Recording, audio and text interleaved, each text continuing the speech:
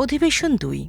Drill ২, পাশ থেকে আসা বা গড়ানো বল পজিশনে রেখে খেলার প্রক্রিয়া। সময় ৩০ মিনিট। উদ্দেশ্য দলীয় সমঝোতার মাধ্যমে সহযোগিতা জোরদার করা।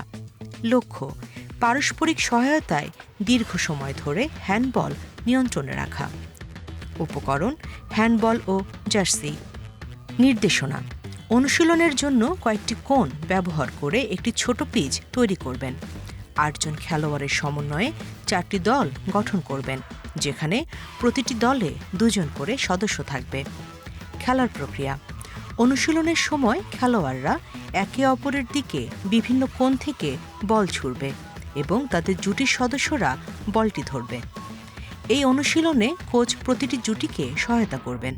স্টেপ নেয়ার পরও পাশ থেকে আসা বল ধরতে না পারলে ১ পা বাড়িয়ে হাত ও শরীর বলের দিকে ঝুঁকিয়ে বল ধরতে হবে। এক্ষেত্রে প্রয়োজনে হাত সামনে বাড়িয়ে বল নিয়ন্ত্রণে নিতে হবে। গড়িয়ে আসা বল ধরার কৌশল। ১. সামনের দিক থেকে আসা গড়ানো বল ধরার জন্য অপেক্ষা না করে বলের দিকে দৌড়ে শরীর নিচু করে বলের দিকে নামিয়ে আনতে হবে। বলের দিকে তাকিয়ে কোমর একটু নামিয়ে পা দুটি সামনে পিছনে সুবিধামতো রাখতে হবে। ২ হাতের কনুই কাছাকাছি এনে ওপর থেকে নিচের দিকে হাত দুটি বল ঢোকার মতো গোলাকৃতি করতে হবে। এরপর আঙ্গুলগুলো ত্রিকোণাকৃতি করে আঙ্গুলের স্পর্শ হওয়ার সাথে সাথে বল ধরতে হবে। কোমরের নিচে আসা বলও একই পদ্ধতিতে ধরতে হবে।